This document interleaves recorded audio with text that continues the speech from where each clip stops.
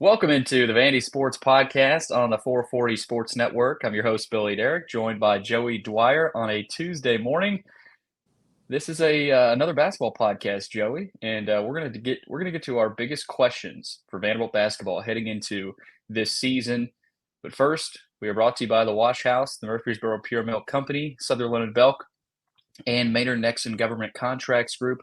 Topics on today's show, which we've got some football and other basketball topics, and even a baseball topic as well. But topics are brought to you by the Murfreesboro Pure Milk Company. They're also the sponsor of our baseball content this season. So coming up, we've got a lot of baseball stuff going on, and then of course rolling into spring. They are a family-owned third-generation milk and ice cream distribution company located in Murfreesboro. A partnership began over 50 years ago with Purity Dairy in Nashville to provide purity milk and ice cream to consumers in Middle Tennessee. They now serve southern Kentucky, northern Alabama, Chattanooga, and North Georgia. Today, they supply grocery stores, convenience stores, and others with Purity products, as well as Mayfield, Nestle, and Haagen-Dazs ice cream. For more info, visit their website at npmci.com. All right, Joey. Topics, biggest questions for Vanderbilt basketball, and heading into this season, we've got a lot to get to. But before we do that, let's get to today's news. And today's news is brought to you by the Wash House. They are our presenting sponsor for basketball season. Are you dreading laundry day? Is it stealing time to do the things that you truly enjoy? Well, let the Wash House take care of that for you. They've got 2 convenient locations in the greater Nashville area. Just drop off your dirty laundry, and their professional attendants can give you back the one thing you can never have enough of, your time. Log on to their website, that's washhouseclean.com, or stop in today and get your time back. Joey, we'll start with Vanderbilt baseball. We were actually over at the first inter-squad scrimmage on Sunday, and we got a few good looks at a lot of the younger players. And there's a lot to get into, and I think we're both going to go to Corbin's availability today, so we'll hopefully get that video out to Commodore fans. But they return to the diamond today as they prepare for Rutgers, their first fall scrimmage on Saturday. They open fall training over the weekend, as I just said. They will have another inter squad today at 4:15. And if any of you are interested in going over to the Hawk, I know it's a little chilly, especially on Sunday, Joey, especially with that wind, Hmm. whipping around. But if any fans want to get out there, entry to Hawkins Field will be via the outfield gate located in right field at the corner of Jess Neely Drive and 25th Avenue. And obviously due to the construction, seating will only be available in the outfield bleachers for all training sessions. So the updated scrimmage dates and times will be posted as they become available on Vandy's Twitter account. And the Rutgers scrimmage is at 11 a.m. Central Time up in Piscataway, New Jersey. So looking forward to seeing you up there, Joey. Yeah, Billy, I think it was a interesting day on Sunday. It was really cold. We were dying out there, but it was worth getting a look at Vanderbilt for the first time this season. I think some standouts were Jacob Humphrey, the UMass Lowell transfer, played center Mhm. field, played left field. What really stood out was his speed and his base running, and I think that's going to be huge for Vanderbilt with the loss of Enrique Bradfield Jr. He bunted for a single off of Miller Green, the Lipscomb Academy product, who also looked really good, struck out the side outside of Humphrey getting on base. Then Humphrey stole second, then went to third after the ball was thrown to Miller Green, slid into third. Miller Green threw it past, I think, Davis Diaz, who was playing third, and Humphrey went home. So it kind of tells you the ability he has on the base paths there. Also, Ethan McIlvain, the freshman, came in after Miller Green, did some really good things as well. I don't think he led on a base runner, and he struck out the side. So nice outing from Vanderbilt's freshman arms. Devin Futrell wasn't quite as sharp as he had been, but you don't really expect that at this point in the fall. RJ Austin's also one to note, played in the infield a little bit. I think he played second. Also played center. The first ball that went out there to him, I didn't think he got a great read on, but the second one made a really nice play on the warning track on. So Mhm. those are kind of my standouts. Matt Austin for it did some nice things as well. Hit a ball to the opposite field warning track. Jack Bolger hit a home run off of Devin Futrell into Memorial Gym. Chris Maldonado right after that hit a double into the corner. So there's some things of note. You can never take too much from these, though. And I think Vanderbilt has some good things, and I guess throughout the fall we'll see really who's kind of in the mix there and who's in the lineup. It's really early at this point, though. Yeah, speaking of the lineup, we put it up on the board. Joey did a good job of making sure he got all the positions down. I think Futrell and Laboki started for either team. You saw Camden Koziel at Hmm. shortstop, Davis Diaz and Braden Holcomb working in at third base. Maldo, of course, was at third as well. I thought it was interesting, Joey Logan Poteet getting some work at first base. I don't know if they've officially made the move from catcher to first for him, but I mean, it seems reasonable and likely because Bolger and Espinal, I mean, those are the two mainstays at catcher, especially in the last couple of years. So that'll be something to track. Matt Wolf, I like Matt Wolf at second, but I think Jaden Davis probably has that locked down. Again, we don't know right now, but I think they've got depth. They've got really good infield depth. And then in the outfield as well, Joey, I think there's a lot of depth on this team. So if somebody goes down, and this has always been the case at Vanderbilt, but if they were to have a few big injuries within that infield and the position players, I really think they're fine. I mean, now production might drop off a little bit, but I think depth is something is a buzzword heading into this season for Vanderbilt baseball. And I mean, we've talked to Aria Gerson about this. I think we can all agree they've got one of the best left-handed pitching staffs or group of left-handed pitchers in the country. So, and we got to see one of them, Miller Green. I think we were about to head out, Joey, but Miller Green went out there on the mound, and we ended up staying. So it's good to see him get some work in, and also Ethan McIlvain as well. So yeah, they got some really good big young pitchers. I mean, Miller Green and McIlvain are two physical kids, so it's going to be fun to track their Vanderbilt careers. But yeah, if you guys want to head up there, they've got a scrimmage today, 4:15, and you got to enter through the outfield, and you can only sit in the outfield. So because of all that construction going on, I don't even think you would want to try to make the trek to the infield. It's it's there's a lot going on down there, as you guys know. So just your baseball update. Joey, let's get into football. A couple of notes to get to.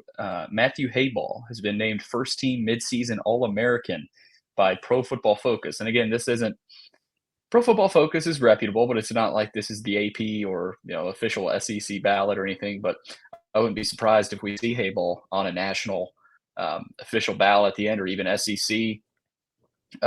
Joey, I wouldn't be surprised if he's first team All SEC punter. I mean, I know South Carolina has a really good one with Kai Kroger, but Matt Hayball leads the country in PFF punting grade, which is, I mean, PFF is the most reputable source within the statistical analytics. He leads the country in net punting. He's second nationally in punting average, and he's one of 7 punters with a kick of at least 71 yards this season. So Joey, it's going to be interesting to track here down the stretch. He didn't have his best day against Georgia, but Georgia was, I think they brought a little bit more heat, made him uncomfortable. But man, is he fun to watch. He's been fabulous, Billy, and I think I attribute the first bad punt against Georgia to the wind, and also it's not my fault, guys. On the board, they're blaming me. I did the feature on Hayball, and then he had probably his worst game of the year. Not my fault, guys. It was the wind. But on a serious note, this guy could be an NFL punter. He's been unbelievable, and I think he knows that. He knows that's his goal. Check out my story on Matt Hayball from last week. But Billy, he's maybe their best player. He's done so many good things throughout the last couple weeks. I think there are other good players, Will Shepard and CJ Taylor. CJ Taylor, one to watch with his injury, and also DeRicky Wright. We haven't got a huge update on CJ Taylor yet, besides Clark Lee saying they were going to get MRIs on Monday.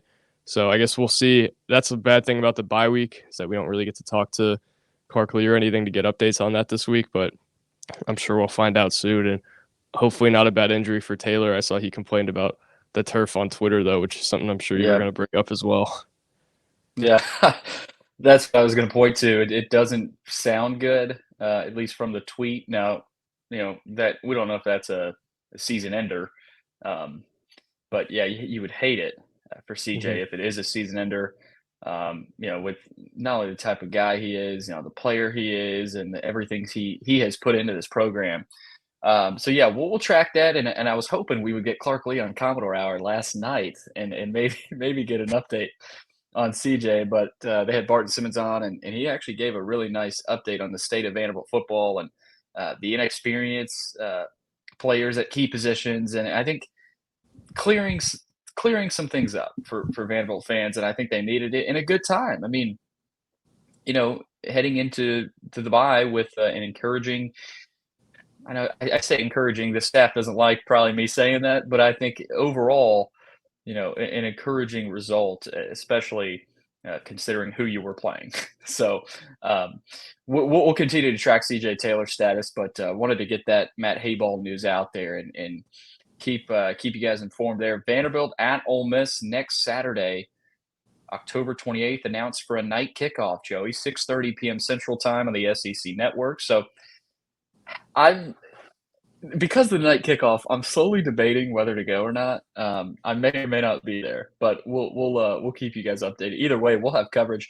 That's the Wake Forest scrimmage day as well, so that'll be a loaded day for coverage. What we might just end up doing is staying here, watching the scrimmage, and then maybe doing something together after the Vandy Ole Miss game. So we will keep you guys updated there. But Joey, let's get into the beef of this podcast. My three biggest questions, or our three biggest questions for Vanderbilt basketball, and we're gonna say this segment's brought to you by Sutherland and Belk, the longest running sponsor of VandySports.com, family-owned injury law firm. If you or a loved one has been hurt or in an accident, give Taylor or Russell a call at 615-846-6200 to see what your rights are and if they can help. All right, Joey. We each listed three of our biggest questions heading into this season, and I know we did our initial preview, and hopefully you guys were able to listen to that. We're going to have a new basketball themed pod every week here. I mean, what do we got? 3 weeks, Joey, until Presbyterian. So the next few weeks here, we'll get an episode out to you. And of course, Joey will be heading down to SEC Media Days in Birmingham. I think Chris will be there as well tomorrow. So they'll be getting content from Stackhouse, Lawrence, and Magnon. So that'll be interesting, and maybe even Jordan Wright, who's there for LSU. So that'll be something to watch. But Joey, let's hop into it here. Our three biggest questions for Vanderbilt basketball. I'm going to start with the first one, and probably the most important one, and I think we both agree on this. So we have the same number one. I think we have different number twos and threes, though. So number one, though, the front court. Do they have enough in the front court this season?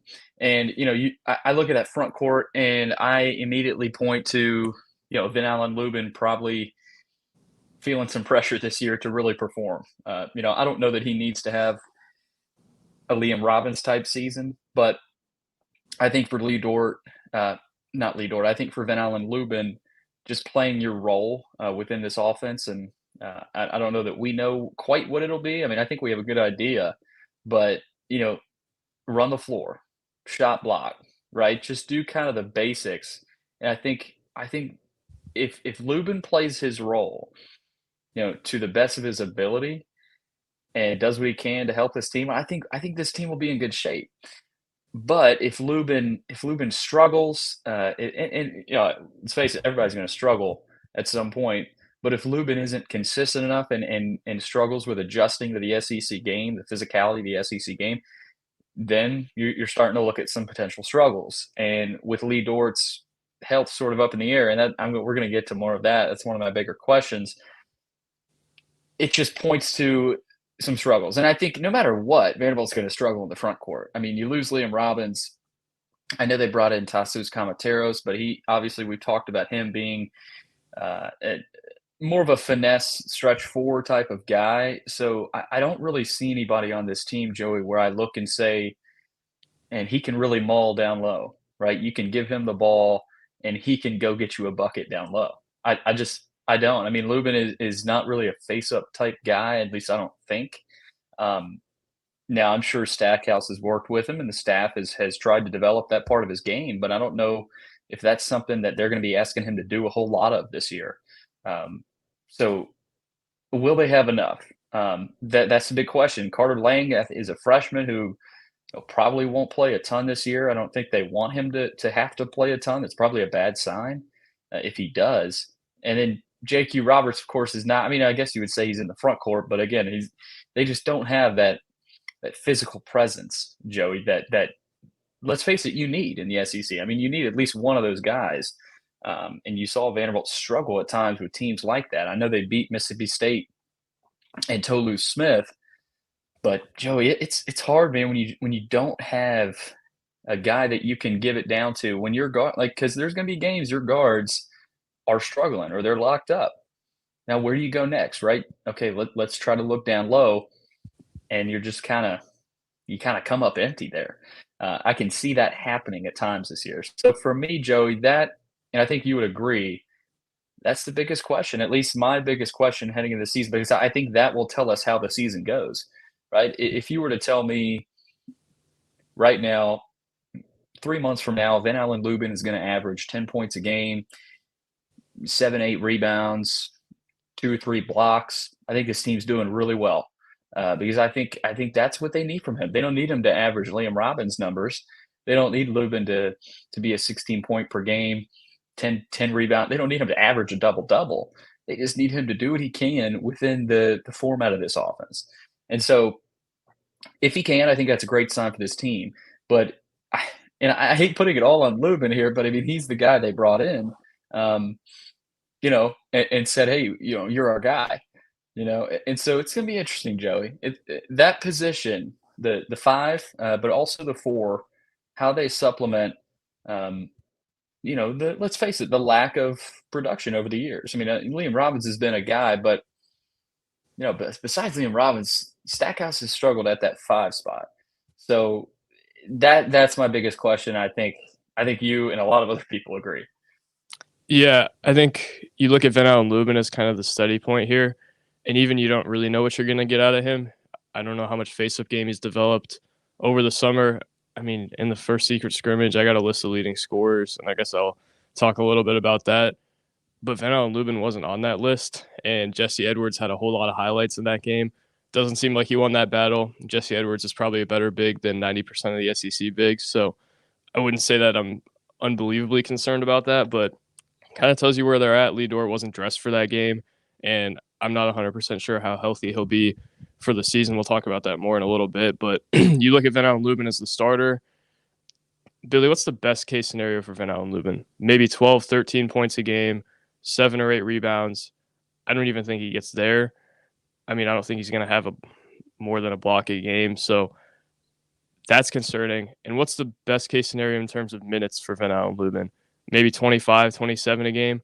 Where in the world do those other minutes go without Lee Dort on the floor, or at least if Lee Dort's Mhm. not fully healthy? Tassos Comateros maybe get some of those minutes at the 5. You saw Colin Smith get minutes at the 5 in the secret scrimmage towards the end of the game, actually, when it was close. The lineup was Ezra Magnon, Tyron Lawrence, Evan Taylor, Jason Rivera Torres, and Colin Smith. So I think that's worth noting. I think with him putting on a little bit of weight, maybe he's a factor. Obviously, you don't want him playing the 5 routinely, though. I think he does some good things there. He provides some mismatches for guys, but Colin Smith at the 5 shouldn't be your ideal outcome. Carter Lang, I almost think I've always kind of thought Carter Lang may be better suited as the 4, and I think he's had some trouble in the summer kind of adjusting and picking up the offense at times from what I've heard. So I don't know that you can really rely on anybody but Van Allen Lubin at this point. I think they might have to go small a lot of the time. Lee Dort's going to be kind of the X factor here in determining really how good they are or how competent they are. Billy, I'm really concerned just not only in terms of can they throw it down and get a bucket. I think Van Allen Lubin can do that a little bit, but can they defend? And that kind of segues into my other big point. Can this team defend? I guess that's my first question. Outside of that, Billy, I don't know. I mean, in Ken Pom, they released the offensive and defensive efficiencies in the preseason. Vanderbilt was 52nd offensively and 114th defensively. They're going to have some more length. They're going to have more athleticism than they've had in the past. Maybe some more flexibility on that end as well. But I mean, I don't know that there's a single guy on this roster outside of maybe Ezra Magnon who grades out as like a top half defender at their position in the league.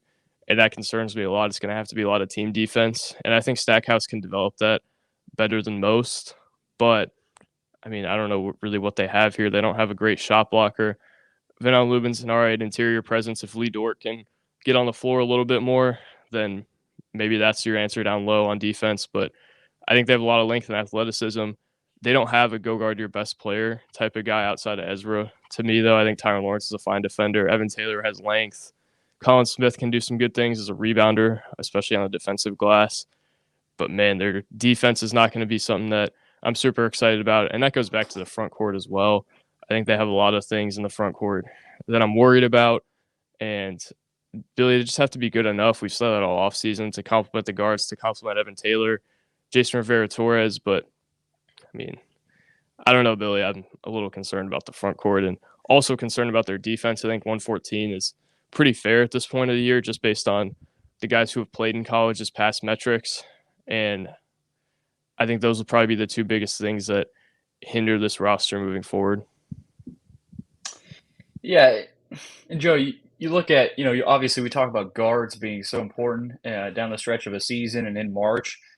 Yeah, but you've got to have, you've got to have something there in the front court, they've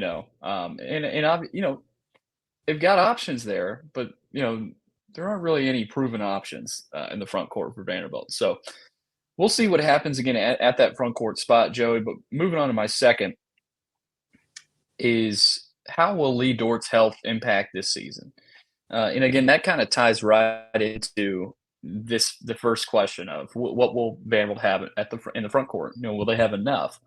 I think Lee Dort's health is pretty crucial to this season. And again, we don't have an official update quite yet, but we know that Lee Dort, is struggling with injuries, trying to battle back. But when you look at this team, if Lee Dort can't go this season, I mean, let's say, hypothetical, let's say Lee Dort can't go for the first half of the season. I think that could be tragic because you don't get Dort time and useful minutes in those non-conference games, and then you got to just throw him into SEC action. And your only other guy there is Lubin, and then of course Kamateros, JQ Roberts, but you're already young and thin there. So I think Dort's health is crucial. So obviously they've got to get him back. But for Vanderbilt, and the other end of that, Joey, is say Dort is able to go. Say they get positive news and Dort is able to go full length of the season, right? I just think that what you're going to get out of Dort, right? You get to see, some of his growth early in the season. You get to see some of that development, against non-conference teams like Greensboro or whoever. I mean, the first 4 games are against, several cupcakes. So although Greensboro is actually not that bad. But Joey, I just think it's important. I think it's really important that they get Dort back in time, not just for SEC play, but to play in, a few of those non-conference games at least. I think that's very crucial. And we'll see. We don't know. Obviously, the only person that knows is probably Dort and the trainer.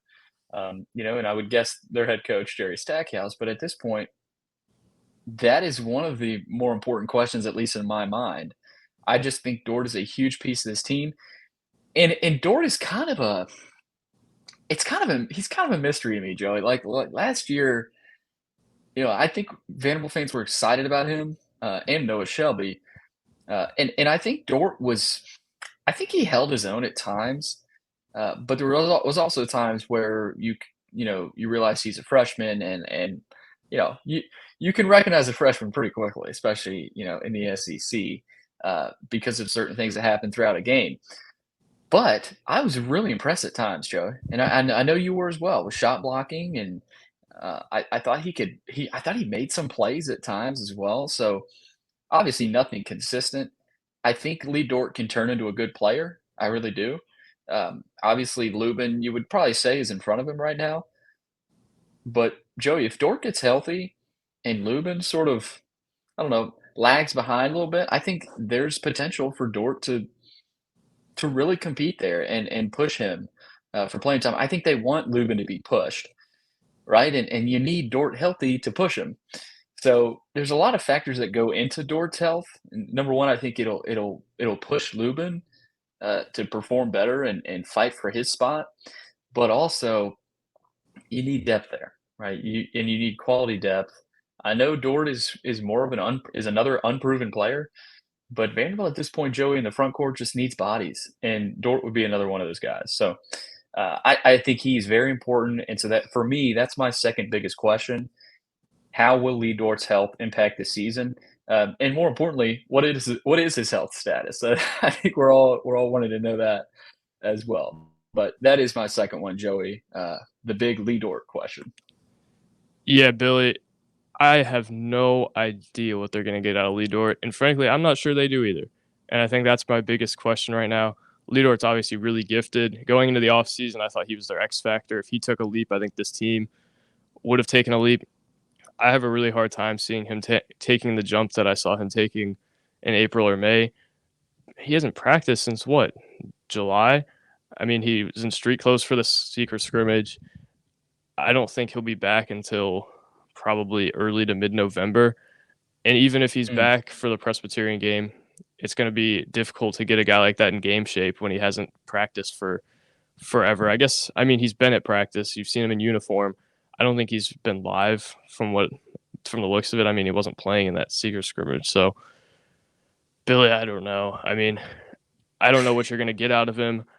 I don't know how many minutes you can rely on him for. Even if he can get on the floor, is he in game shape? Is he going to be able to not foul the way he has?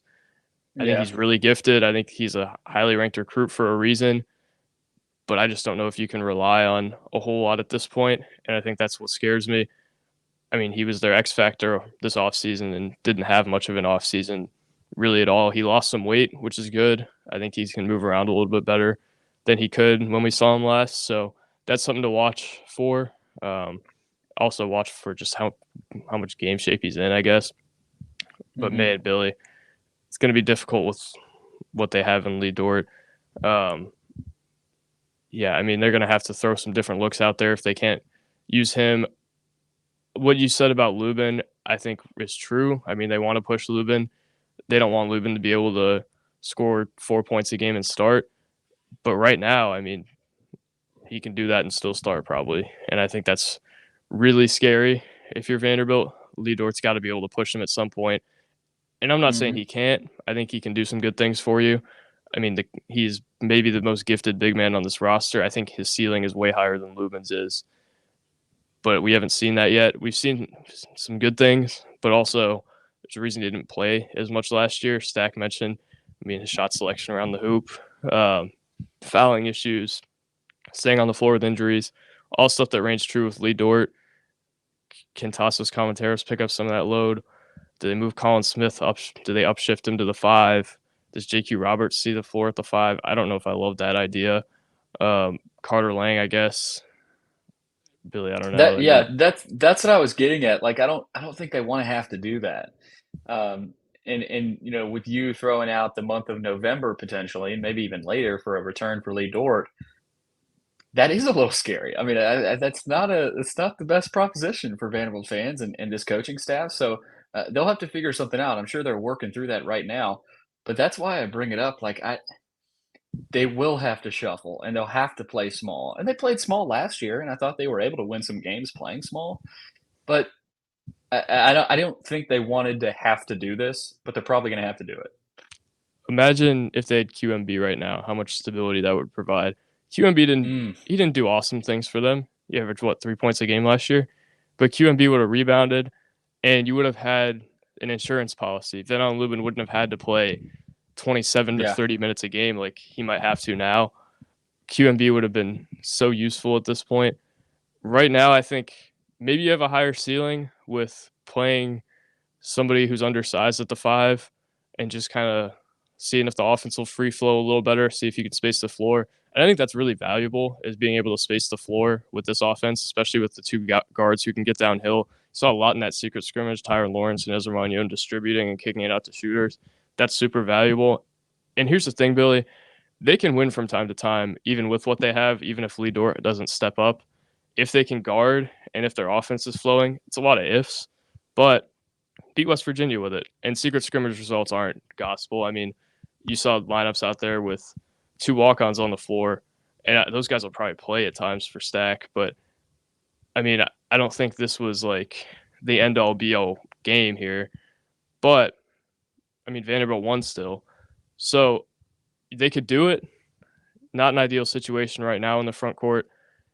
Where I'm most concerned is probably defense. I think Jesse Edwards would have had a little bit harder time if Lee Dort had been on the floor, but we'll see, Billy. I think they can do some good things in the front court. Maybe they have more flexibility while Dort's out. but you got to get Dort back, and he's got to be able to be a player for you. What do you got for your second, Joey?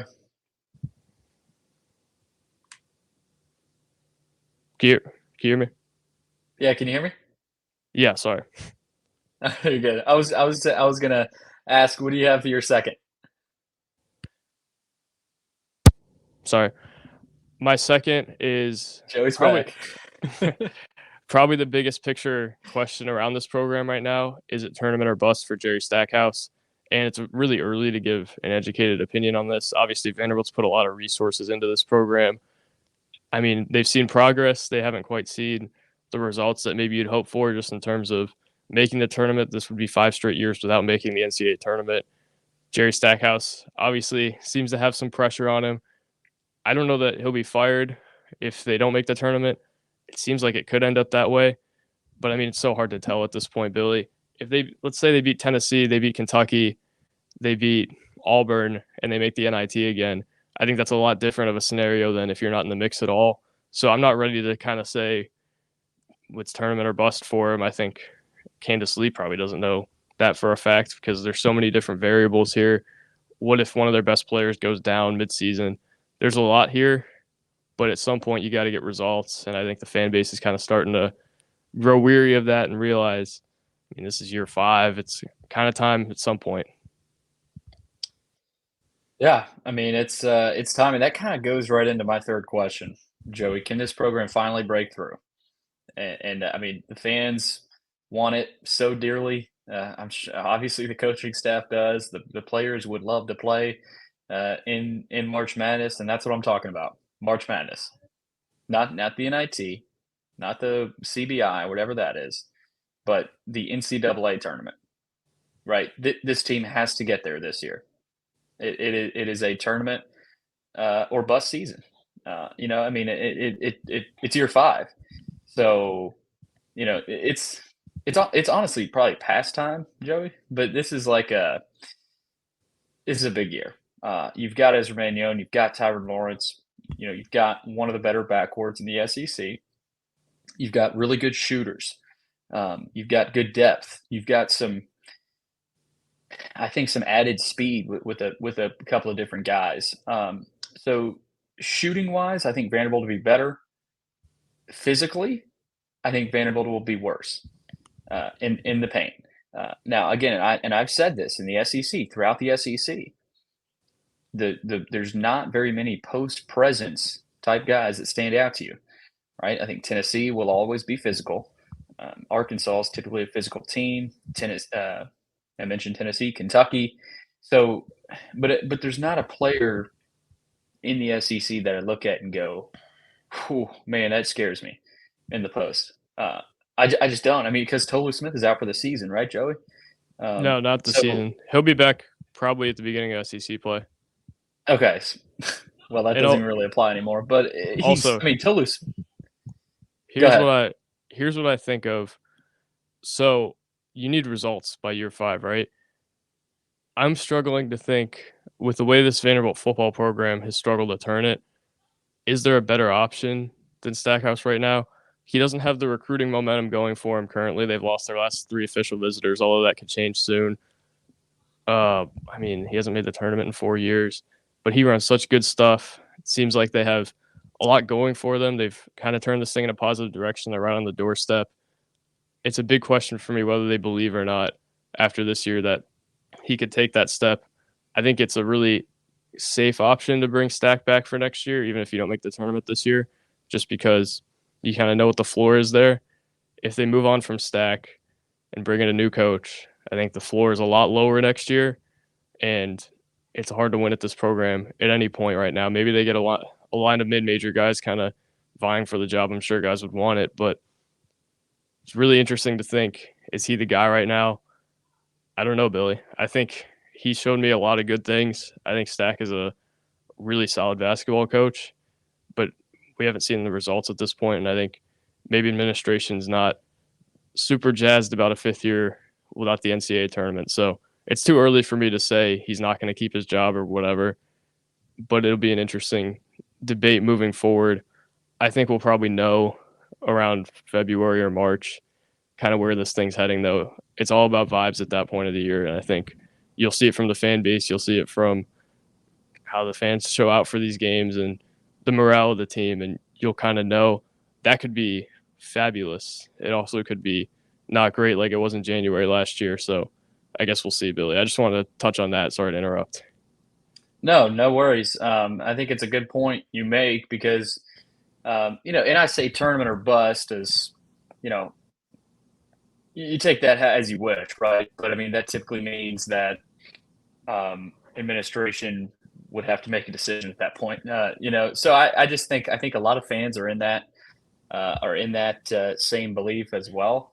And I think an NCAA tournament berth would do so much, obviously for this program, but just for this fan base. Um, I mean, basketball last season, what they did was it was such an uplifter of the spirits. I mean, football, of course, was struggling at the time. I know they got those two SEC wins, but they had finished the season on a down note after that Tennessee loss. And then you roll into a basketball season that starts miserably, but you get hot and you beat Tennessee, and that starts a streak like no other. I don't know if we're ever going to see another streak like that at Memorial Gym. I really don't. And it was just fun. I mean, it was fun. So, and Vanderbilt fans want that back, right? They want that back again this year. I mean, who wouldn't, right? I mean, it kind of lit the city up a little bit. And even playing in Bridgestone, right? They kind of carried it over. So I think there's clear momentum that can be carried over into the beginning of this season, right? There are proving ground games where this team can really show what they can do against non-conference opponents. I think the Memphis game is huge. If you could go down there and maybe eke out a win, obviously we know how big that would be. Texas Tech game is huge. So there's some big non-conference games that I look at and say, okay, that can really, maybe elevate the belief within the fan base and within these players. You need confidence building victories like that early in the season. And I think they have those opportunities. We'll see what they do with them, Joey, but can they break through? I mean, there's some older guys on this team that have been through a lot with Stack. Now, a lot of them left after last year, but I think Tyler Lawrence is a good example. Mannion, I mean, he hasn't been here too terribly long, but I mean, he's learned under Stackhouse and has developed into I think a really good point guard. And you've got some younger guys that are going to have to step up. I mean, that's the bottom line. I still think the sophomores are crucial to this team's success. Colin Smith, Paul Lewis, guys like that played a little bit last year, but are going to have to really step up this year. So I know we talked about it a lot, Joey, but NCAA tournament. I mean, that should be in the wall in the locker room of this team, the March Madness logo. Like, I mean, they should be thinking about that every day. They should be eyeing a postseason berth in the NCAA tournament. And so if they don't, you said it'll get pretty ominous and pretty dark.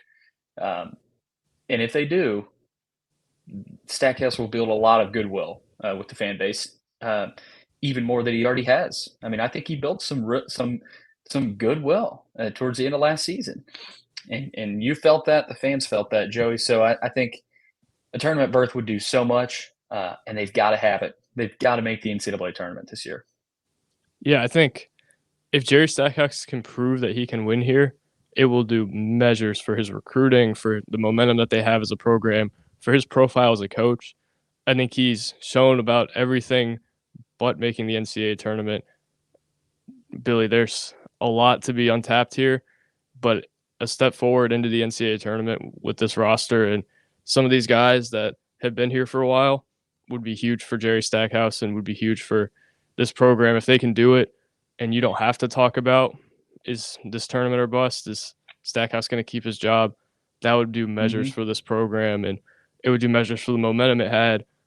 Billy, if they go on a run like they did last year, I have a really hard time seeing the fan base turning on Stack again. But man, that was a fun run, and if Vanderbilt can do that again, I think that would be a huge catalyst for this program, not only this year in terms of keeping people around, but also in terms of maybe how this program could take the next step forward this feels like kind of the crossroads in Jerry Stackhouse's tenure this year. Is Vanderbilt going to take that step forward and break through, like you said, or will it kind of stay par for the course? Will it be an NIT team again? I don't know. I think a lot of the national media has counted them out of making the tournament. I think there's a path there. Is it a path that everyone's going to predict they go on? No, but there's a path here. And if they can take that path, that would do unbelievable measures for this program. To not be talking about Stackhouse's job security in January or February would Mhm. be such a big boost for this program, and just, I guess, the vibes surrounding it, not within the program, but just without or outside of the program, and the perception of it, making the NCAA tournament would be unbelievable for this team this year in terms of what it would do and the impact it would have. No doubt. And Joey, that'll wrap it up. Again, we wanted to make sure we got one out this week. I do want to hit on a couple of other notes and headlines. I got Going two back, more questions yeah, also. going back to football real quick.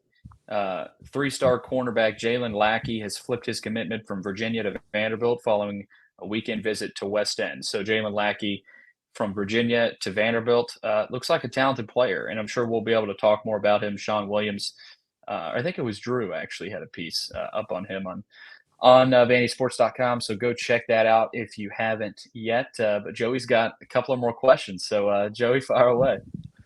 Yeah, these aren't, well, I guess one of them was included in the three. Another one's kind of an honorable mention. You mentioned this a little bit, actually more than a little bit, the non-conference schedule.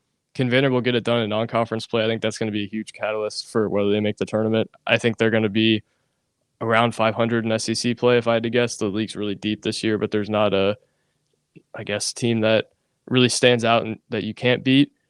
So I would think that non-conference play, if they can go 11-2 or 12-1, would do measures for them. Also, can they have a third scorer step up? You know, Ezra Manjon and Tyron Lawrence are going to be the guys. Can Colin Smith step into that role? Can Evan Taylor step into that role? Maybe Van Allen Lubin, Jason Rivera Torres, even Paul Lewis. Billy, I don't know that they have one guy every night that's their third scorer, but if they can have one of those guys every night step up, I think it'll do them wonders.